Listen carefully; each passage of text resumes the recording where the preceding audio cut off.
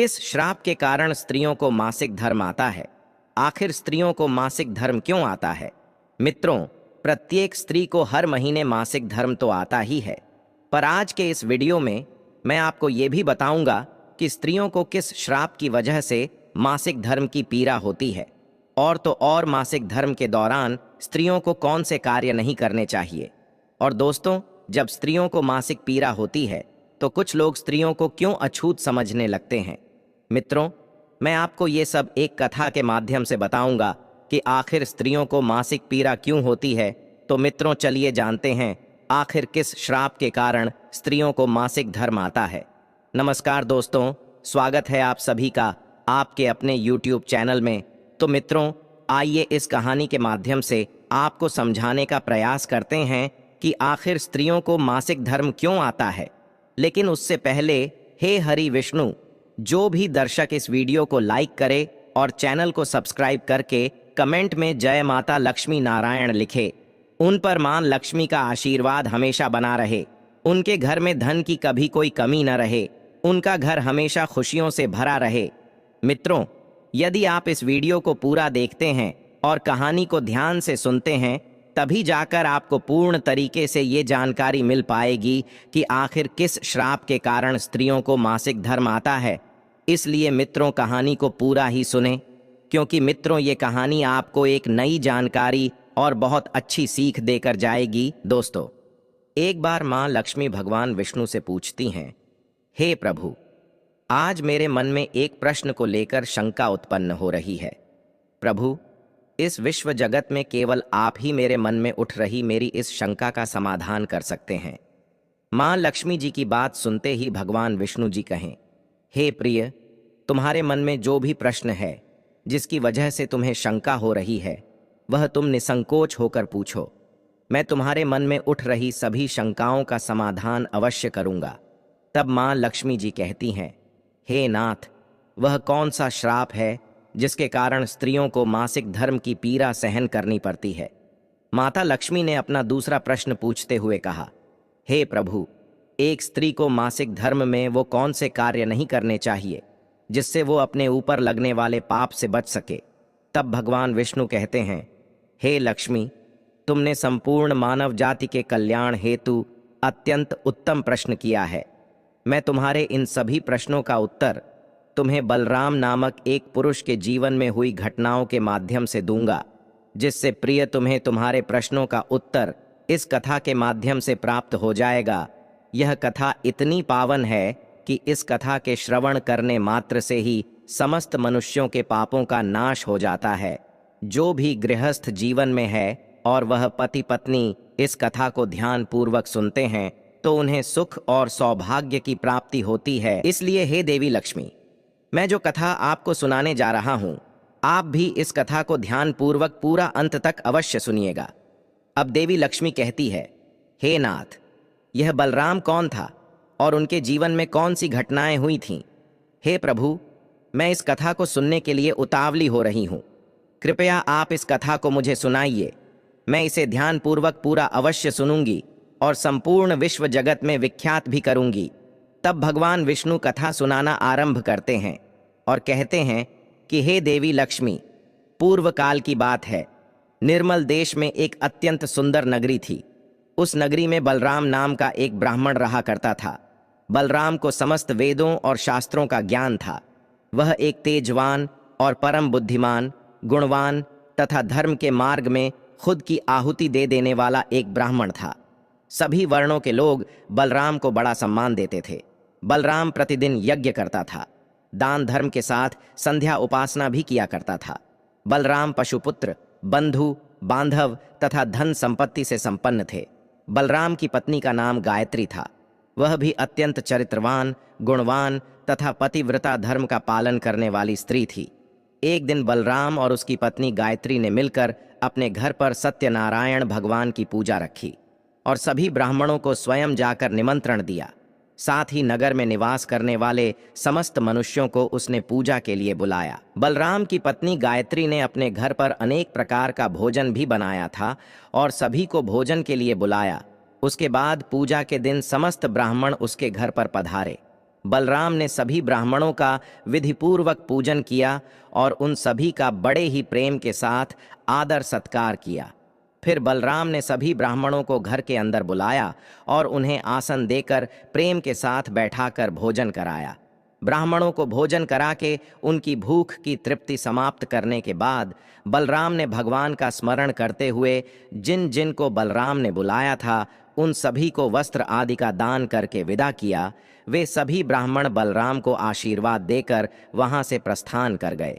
उसके बाद बलराम ने अपने परिवार के सभी मित्र, भाई, बंधु तथा अनेक भूखे लोगों को भोजन करवाया। इस प्रकार से बलराम ने सभी को भोजन कराकर और पूजा संपन्न करके सभी को विदा करके जब बलराम अपने घर के द्वार के सामने गया तो उसने देखा कि उसके घर के सामने एक कुत्ता और सुअरनी आपस में कुछ बात कर रहे थे। जब ब्राह्मण बलराम ने उस कुत्ता और सुअरनी की पूरी बात सुनी तो बलराम को बड़ा आश्चर्य हुआ। वह कुत्ता और सुअरनी उसके माता पिता ही थे जो पिछले जन्म के पाप कर्मों के कारण इस जन्म में कुत्ता और सुअरनी बन गए हैं।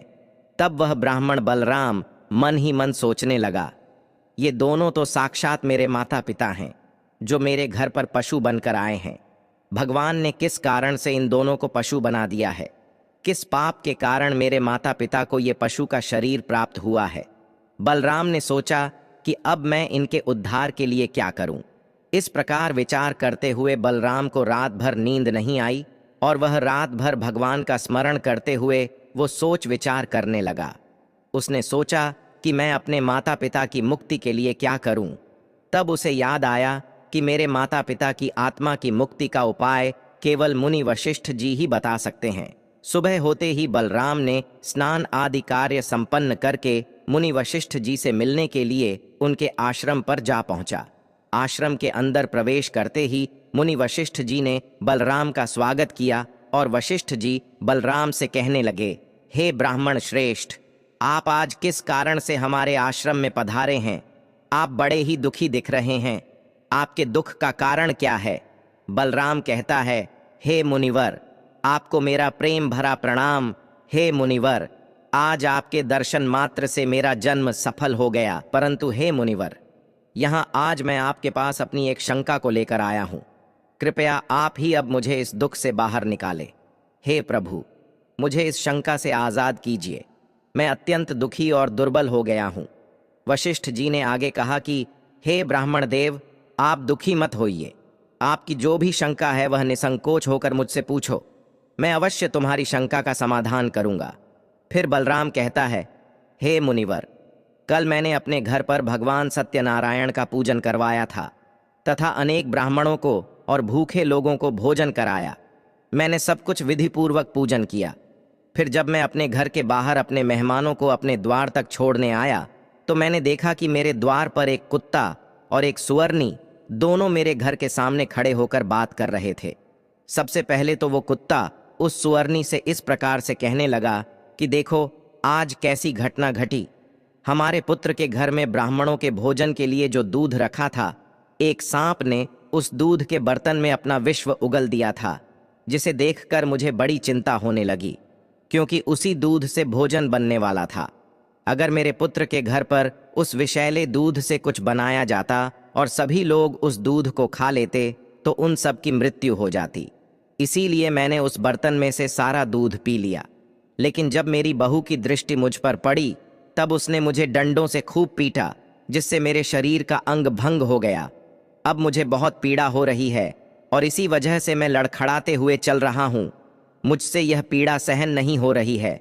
कुत्ते की बात को सुनकर वह सुअरनी बहुत दुखी हो गई और वह अपना वृतांत सुनाने लगी और बोली कि हे प्रीतम, अब मैं तुम्हें मेरे दुख का कारण सुनाती हूँ। पूर्व जन्म में मैं इस ब्राह्मण की माता थी, परंतु आज इस ब्राह्मण ने सभी लोगों को भोजन कराया, किंतु इसने मेरे सामने घास तक नहीं डाली और न ही मुझे जल पिलाया। बलराम बोला कि हे मुनिवर, इसी कारण से मैं बहुत दुखी हूँ। फिर बलराम कहने लगा, इस प्रकार से अपने माता पिता को एक कुत्ता और सुअरनी के रूप में ऐसा बोलते हुए देखकर मुझे बड़ा दुख हो रहा है। हे मुनिवर, मुझे रात भर नींद नहीं आई। हर क्षण मुझे बस यही चिंता सताए जा रही है कि मैंने कभी कोई पाप नहीं किया। हमेशा धर्म के कार्य किए हैं, परंतु फिर भी मेरे माता पिता को ऐसे कष्ट झेलने पड़ रहे हैं। हे मुनिवर, यही मेरी शंका है। इसी कारण आज मैं आपके पास आया हूं।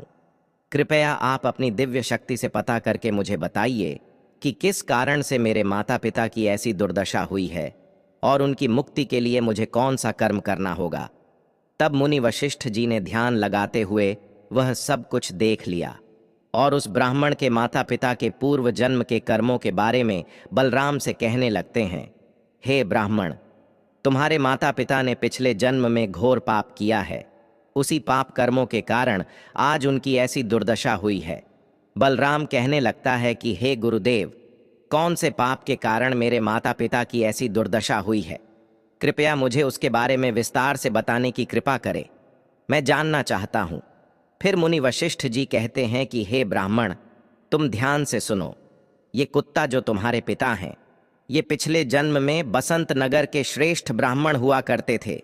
इन्होंने एक दिन एकादशी का व्रत रखा, परंतु ये उसका पालन न कर सके और भोजन कर लिया था। एकादशी के व्रत के दिन तुम्हारे पिता ने दान धर्म भी नहीं किया। इन्होंने अपने द्वार पर आए हुए कुत्तों को कभी भोजन नहीं खिलाया। तुम्हारे पिता ने अपने पितरों का श्राद्ध भी विधिपूर्वक नहीं किया। तुम्हारे पिता ने पिछले जन्म में मासिक धर्म के दौरान ही तुम्हारी माता के साथ संबंध बनाया था और इसी पाप के कारण तुम्हारे पिताजी को इस जन्म में कुत्ता का जन्म मिला है। हे ब्राह्मण पुत्र, अब तुम अपनी माता के बारे में सुनो। तुम्हारी माता ने मासिक धर्म में होते हुए भी भोजन बनाया। मासिक धर्म के दौरान ही इसने भगवान की पूजा उपासना की, तुलसी को जल चढ़ाया। मासिक धर्म में होते हुए भी तुम्हारी माता ने भगवान को भोग लगाया।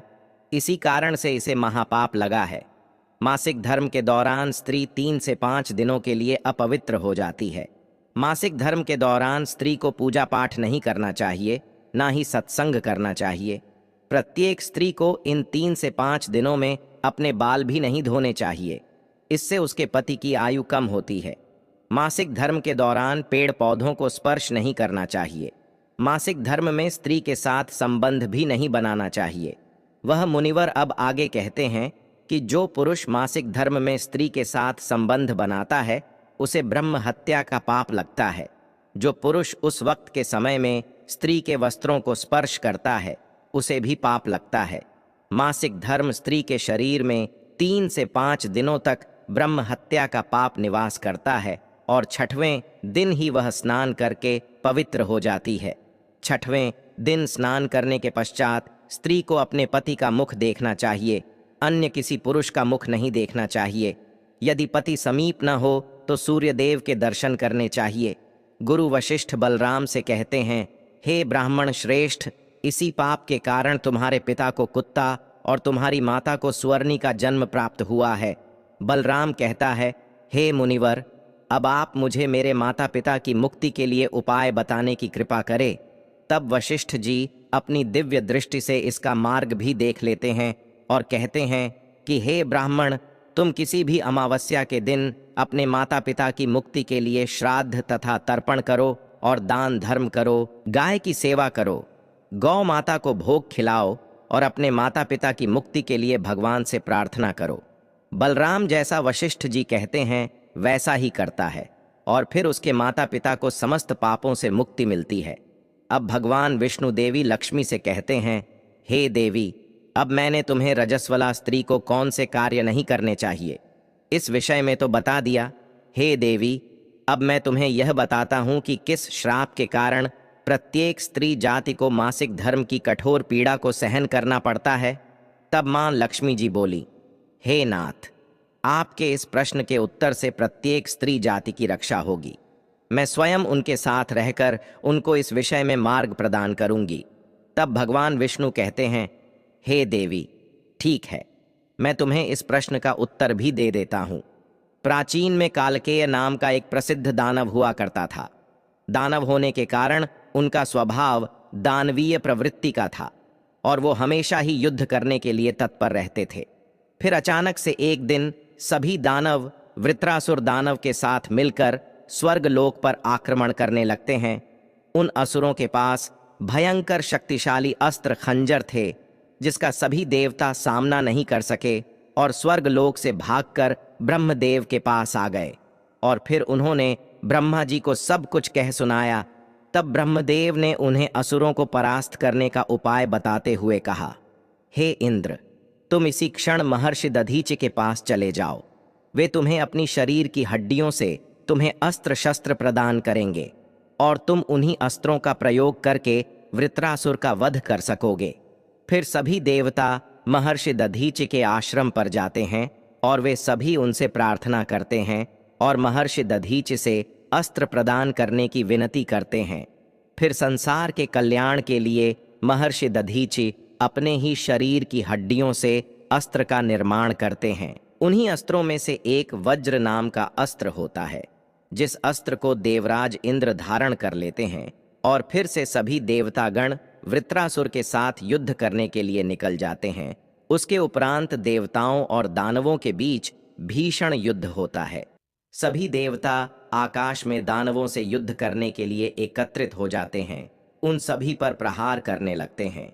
कई दिनों तक इस प्रकार से दैत्यों और देवताओं के बीच में भीषण युद्ध चलता है। फिर देवराज इंद्र और वृत्रासुर आमने सामने आ जाते हैं। दोनों के बीच युद्ध होता है और देवराज इंद्र अपने वज्र का प्रहार करके वृत्रासुर को मार डालते हैं। उसके शरीर में एक ब्रह्म हत्या वास करती थी। वह उस दानव वृत्रासुर की मृत्यु होते ही उसके शरीर से ब्रह्म हत्या बाहर निकलती है और इंद्र का पीछा करने लगती है। फिर वह ब्रह्म हत्या देवराज इंद्र के शरीर में प्रवेश कर लेती है, जिससे इंद्र को ब्रह्म हत्या का पाप लगता है। देवराज इंद्र ब्रह्मदेव के पास जाते हैं और उनसे ब्रह्म हत्या से छुटकारा पाने का उपाय पूछते हैं। ब्रह्मदेव उस ब्रह्म हत्या को इंद्र के शरीर से निकलने की आज्ञा देते हैं और वह ब्रह्म हत्या इंद्र के शरीर से बाहर निकलकर ब्रह्मदेव से कहने लगती है, हे परमपिता ब्रह्मदेव, अभी तक मैं वृत्रासुर के शरीर में निवास कर रही थी, क्योंकि उसने अनेक ब्राह्मणों की हत्याएं की थीं। जब इंद्र ने वृत्रासुर की हत्या की तो मैं इंद्र के शरीर में वास करने लगी। अब आप ही मुझे कोई उचित स्थान दीजिए जहां पर मैं रह सकूं। फिर ब्रह्मदेव कहते हैं, ब्रह्म हत्या मैं तुम्हें उचित स्थान देता हूं। ब्रह्मदेव ने ब्रह्म हत्या के 4 भाग कर दिए और कहा, ब्रह्म हत्या, तुम्हारा 1/4 भाग अग्नि के भीतर रहेगा, क्योंकि जो भी मनुष्य अग्नि को आहुति नहीं देगा तुम उसके शरीर में प्रवेश कर लेना। ब्रह्मदेव ने फिर कहा कि तुम्हारा दूसरा 1/4 भाग जल के भीतर रहेगा। जो भी जल में थूकेगा अथवा जल में मल मूत्र का त्याग करेगा तुम उसके शरीर में प्रवेश करोगे। फिर तीसरा 1/4 भाग पेड़ पौधों और वृक्षों के भीतर रहेगा। जो भी मनुष्य अकारण ही वृक्षों को काटेगा उसे भी ब्रह्म हत्या का पाप लगेगा। उसके बाद ब्रह्मदेव ने अप्सराओं को बुलाया और कहा, हे अप्सराओं, इस ब्रह्म हत्या का 1/4 भाग तुम ग्रहण करो। फिर अप्सराएं कहने लगीं, हे प्रभु, अगर आपकी यही आज्ञा है तो हम इसे आपकी आज्ञा से ग्रहण करने के लिए तैयार है, किंतु हमें भी इससे मुक्ति का कोई उपाय बताइए। फिर ब्रह्मदेव कहने लगे कि हे अप्सराओं, जो भी पुरुष मासिक धर्म में स्त्री के साथ संबंध बनाएगा उसके अंदर यह ब्रह्म हत्या प्रवेश कर जाएगी। इस प्रकार से ब्रह्म हत्या के 4 भाग हुए, एक अग्नि में, दूसरा जल में, तीसरा वृक्षों में और चौथा स्त्रियों के अंदर प्रवेश कर गया। उसी ब्रह्म हत्या के भाग के कारण स्त्रियों को मासिक धर्म आता है। जो भी पुरुष मासिक धर्म के दौरान स्त्रियों को स्पर्श करता है अथवा उनके साथ संबंध बनाता है उसे ब्रह्म हत्या का पाप लगता है। अब आगे भगवान विष्णु कहते हैं, हे देवी, इस प्रकार से मैंने आपको स्त्री के रजस्वला होने के पीछे की कथा और रजस्वला स्त्री को कौन से कार्य नहीं करने चाहिए इसके विषय में बता दिए हैं। अब माता लक्ष्मी कहती हैं, हे प्रभु, आज आपने मुझे बहुत ही महत्वपूर्ण ज्ञान दिए हैं। मैं भी आपको वचन देती हूँ, जो भी स्त्री मासिक धर्म के दौरान पूजा पाठ करेगी, पति के साथ संबंध रखेगी, उसके घर में मैं प्रवेश नहीं करूँगी। तो मित्रों, यही कारण है कि मासिक धर्म के दौरान किसी भी स्त्री को छूना पाप माना गया है। मासिक धर्म के दौरान स्त्रियों को यह कार्य नहीं करने चाहिए। मित्रों, मैं उम्मीद करता हूँ ये जानकारी आपको ज़रूर पसंद आई होगी। दोस्तों, यदि आपको यह वीडियो पसंद आई हो तो प्लीज़ आप इस चैनल को सब्सक्राइब अवश्य करें, वीडियो को लाइक करें